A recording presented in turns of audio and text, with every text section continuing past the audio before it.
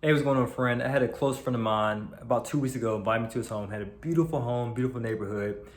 And as we linked up, we were in his backyard, just overlooking the lake, and he starts sharing his frustrations.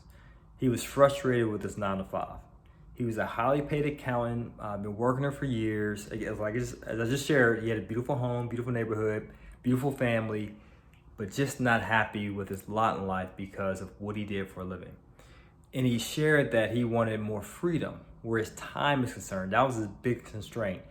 Working so much to the point he didn't have enough time to enjoy the fruits of his labor, his property with his family, right? He only has like a short window of time to spend time with family and friends, right?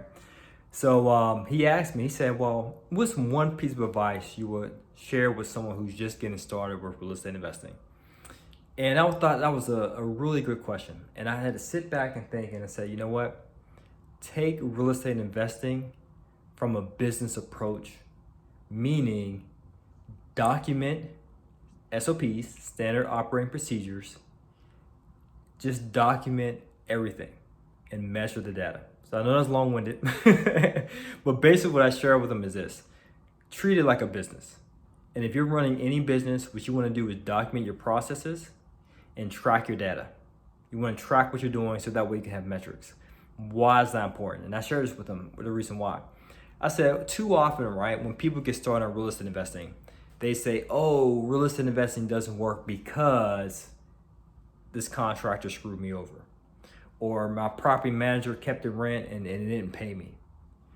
But little do they admit, right? They never admit this, that they weren't tracking that person's results to begin with, right?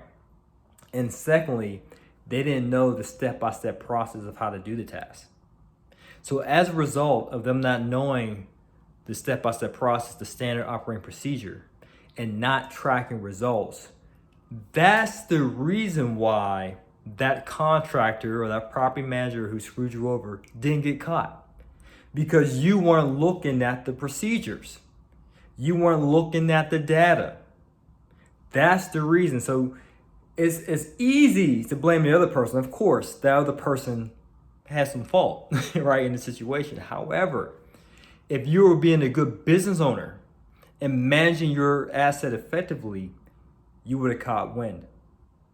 You would have caught wind sooner than later. And what I like to do is with my metrics, right, tracking my data, I like to see it on the dashboard so I can see if things are going wrong or if things are going right. And if you happen to see a blip, you know what? Let me look into this deeper, right? Or if you happen to see that something wasn't done correctly, let me take a look at this process. Oh, this process is supposed to be done A, B, C, D, and E. You didn't do step C. What happened to step C? Hey, we need to talk about this, right? And that is one of the biggest mistakes that most real estate investors make. They don't treat real estate investing like a business. They just think it's as simple as buying a property and collecting rents. There's more to that, right? But I think that's, if you just make that one tweak to be able to have the standard operating procedures documented and the metrics to look at, you'll go a long way where your portfolio is concerned in a good way. Now, if you're that person who doesn't necessarily have the standard operating procedures, because you might have never invested before. You might have bought your first property, maybe you bought a property or two, or for some of you, never invested, right? I highly encourage you to learn the step-by-step process and to know the metrics to hold your team accountable. So that way you can ensure greater results. Now, if you're interested in learning more about how to get those SOPs, I have a free training for you.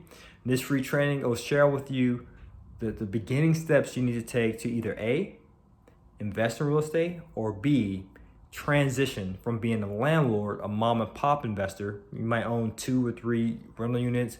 You might be living out of state in an expensive real estate market, maybe somewhere in California, New York, or Florida, DC, DMV area, and you realize that, man, at the rate I'm going, I can only buy a property every so many months or every so many years. If that's you, you definitely want to take a look at this training. Just check the link below in the description to learn more. All right, guys, that's my time. As always, this is to your success.